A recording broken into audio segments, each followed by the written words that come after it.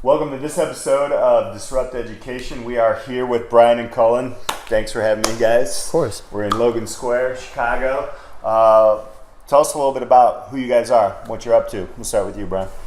All right. Well, we're filmmakers. We're from OPRF, Oak Park and River Forest High School.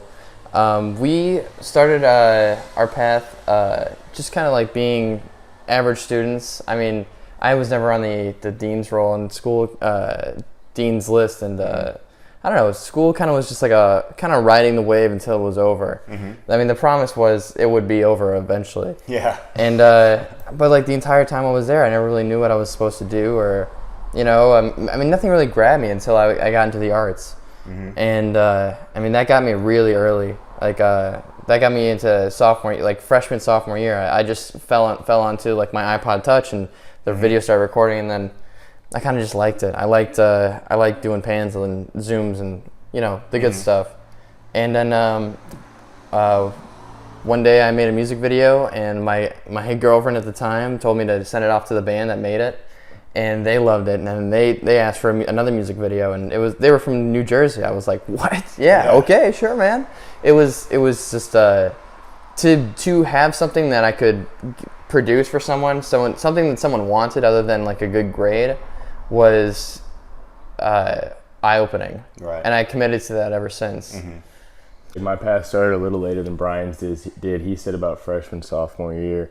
I didn't really get going until about my junior, senior year. Probably about like the same type of thing where I was in Mr. Condi's intro to broadcast and news scene classes, and we had to just do a documentary, like a year-long just random project for the students. And we ended up getting onto this rowing documentary that my buddy was on the rowing team, and we ended up following them for about a year. And we did that, and we really got into it. And then from that, we got our first big job. And then it kind of just was a snowball effect after that. You could see where the creative world really gets you without having necessarily the core education that you have traditionally 4 years of high school with. So that was really just eye-opening for me, and then I saw the potential with my future and what I really wanted to do. I found my path, I see. Yeah. So you both, you described like the promise of an end of this formalized education. What happened after high school with you guys? I was hoping to go into an art school, or like Columbia College was, what I was hoping to get into. But I mean, I kind of just I had this one school in California that that was my number one, but I didn't know if I was going to get into it because of the price range. I still applied to it, and then I was like, parents, don't worry, I have a backup, Columbia College. Mm-hmm. And they're like, no, both no, because they're too expensive. They're both offered some unspectacular degrees for a hefty price. Especially for Columbia, who was taking admissions. They took me in without my portfolio, which I thought was insulting, just in general. Mm-hmm. I mean, just the fact that there was no exclusiveness. That you are here to absorb artists instead of pick them. And of course, there is that way of it's a school to learn art, so maybe that was part of it, but at the same time, to get into doing something with a degree from NYU is completely different than from Columbia, but the prices are still it wasn't a community college price. So I ended up going to community college, and which I found out was what most people do anyway. I went to College DuPage because I was lucky that the crappy community college in my area didn't have a film degree. They actually had a film degree, but they were trying to set me up to be a cameraman. It was a degree of learning how to hold and operate a camera for someone who's reporting on the news. You've already created video at this point, right? And sold it. Exactly. Wow. And so there was an obvious ceiling there where I wouldn't be able to, unless I wanted to get into video journalism. I would have been dropping out of that school anyway. Right. So they gave me a pass into a higher, a more well-funded, school. And then when I got there, they said, hey man, this is film. You got to be good, or the degree won't mean anything. So whether or not you have this degree, says nothing. You'll be a PA once you get in the world. There will be no step up. Right. Like if I had a business degree or something like that, you'll go, even if you got the highest one, like the director of Hoop Dreams did, Steve James. Yeah. He had the highest degree in film, and then he got out of school and he was a PA. Yeah. Which is like bottom of the set. He had to work his way up. So now you have a piece of paper that says I'm educated, I'm capable, PA.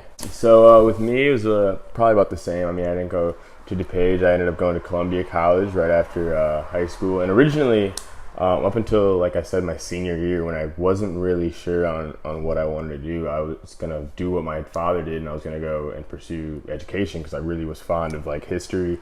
So I thought, okay, history teacher.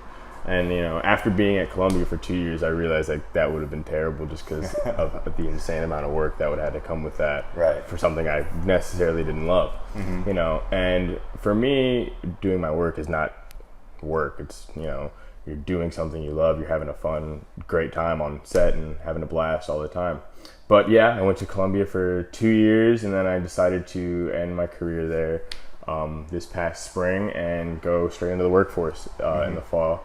So I've been working for Pitchfork Music Festival for about 2 years now, and I plan on going full time with them just because, work really got in the way of my education, and, I found that the price that I was getting at Columbia, like he said, wasn't necessarily worth what I was getting in return. Right. There was a big teacher strike going on.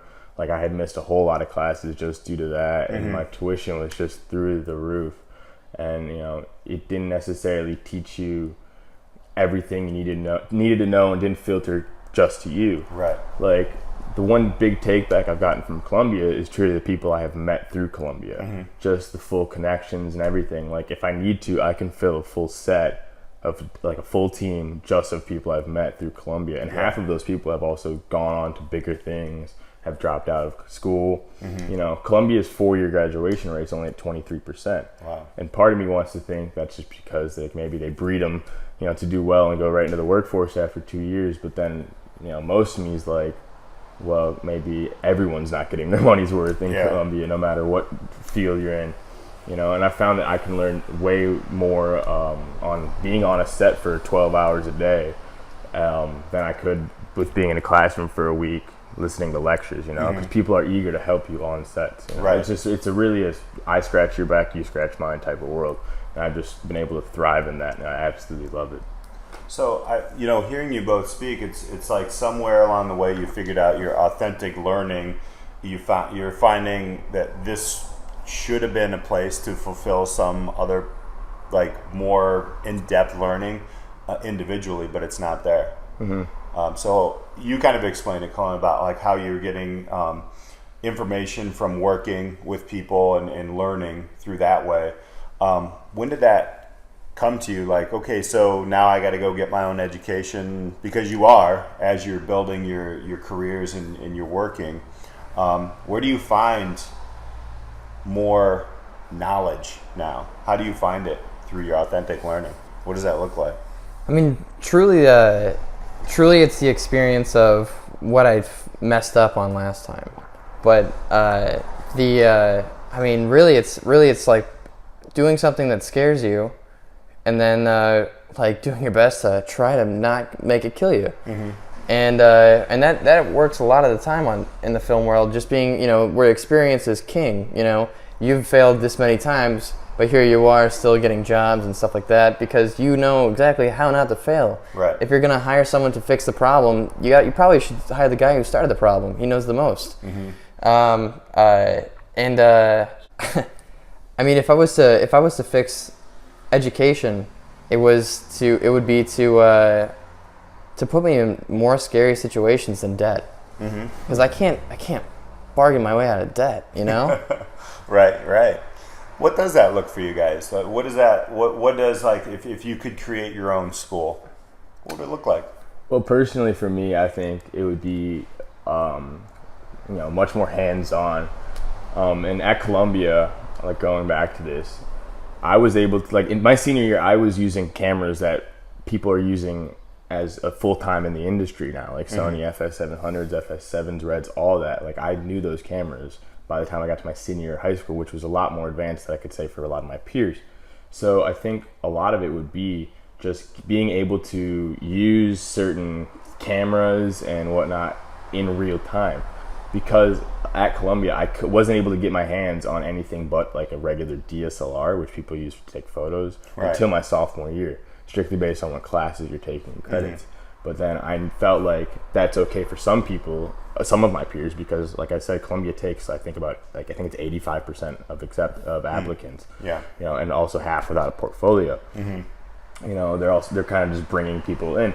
So I feel like I would rather have a hands-on school where you can get on to a set, where they have maybe some way to set you up onto a professional set and not just a set of your peers. Because if you're on a set with just your peers, everyone's kind of learning, and some people might know more than others, and a lot of people don't want to teach, as opposed to being on a professional set with older guys who are just like, this is what you need to do, because they want to help you.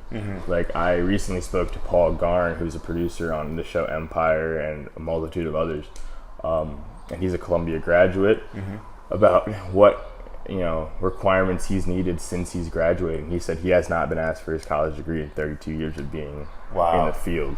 That was kind of like the kicker for me. Where it's like, okay, this guy is a business professional and a top guy in the business. If he can do it, why can't I? So just want something like that. Do you feel like college is more of a business? It sounds like Columbia, as you guys are speaking about that university in general, that they're just pushing you into just to get you in, and there's a collection of money.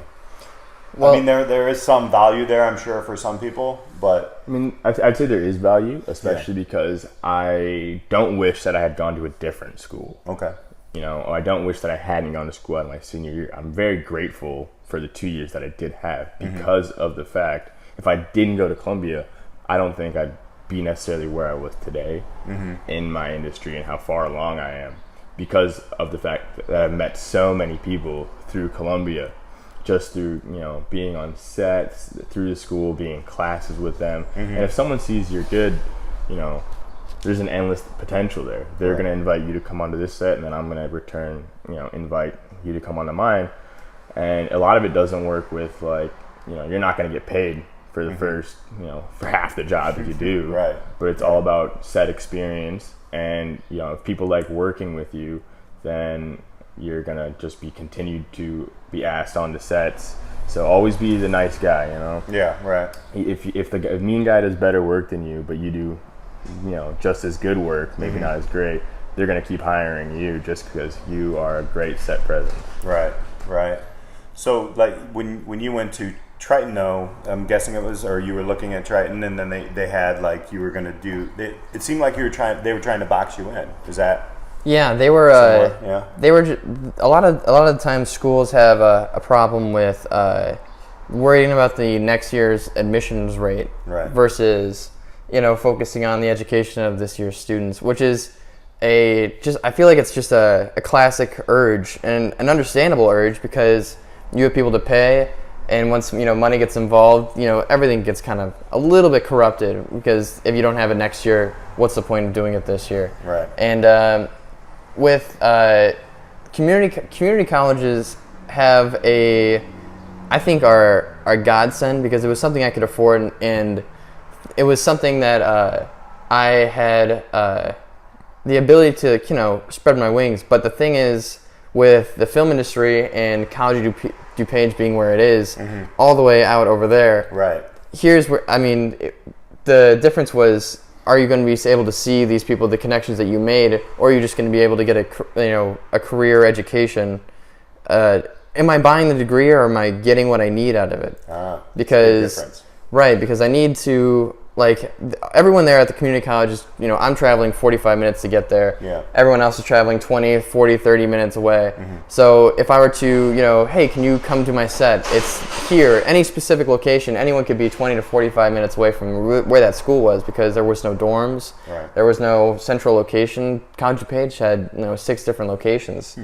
And the connection, I made better connections in the city than I did at College DuPage because you know people just had this like disheartening like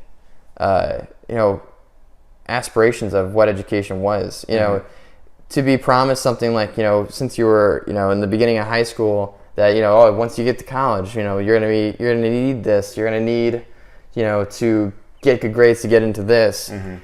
And I feel like once you get into community college, you kind of realize that was in some ways a lie, and because it's not what was told that you had to work towards. It was it was something you kind of got as a plan F, plan A through B, C, that was plan F. Right. What would you guys, what kind of advice would you give to a creative in high school right now? Say they're a sophomore in high school.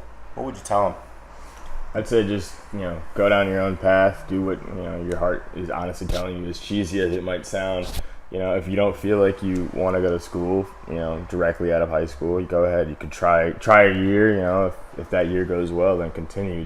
College is not necessarily something you need, as opposed to something that seems to be the societal standard currently. It's also that's been going down recently, as I've noticed. It's all about what you can do, and if you just get great set experience or experience in no matter what you do, you're gonna thrive. It's all of, if you're good, you're gonna do great. I would say set a 5-year and a 10-year plan with your life that does not mention any schooling or it can't be in 5 years I wish to have a degree. It should be 5 years of a goal that you have outside of school, because that's what will matter at the end of the day. Whether you're in film or any degree that you want to be in, whether you're a writer or a journalist, if you're not writing or journaling outside of the class projects that you've been assigned, it's not gonna. All you're gonna have at the end of the day is a degree, and you're gonna find exactly how much that means and how much that's worth. When you're not in school and you have all these arrows pointing 100 different ways, and you don't know, the paper doesn't say which way to go. Right. Very, very good advice. So y'all have some projects coming up. What kind of projects do you have coming up? Where can people find them? So we've got a few contracts signed up. We got some music videos coming out. That seems to be kind of what we churn out the most. They're pretty consistent. But we've got our second big event coming up, July 26th. It'll be the last Thursday in July at the Stan Mansion. So it's going to be our second event in, would you say, about a month, Brian? And the first one really just killed it. It was really nerve-wracking. You really hope that it goes well the first time, and it really did.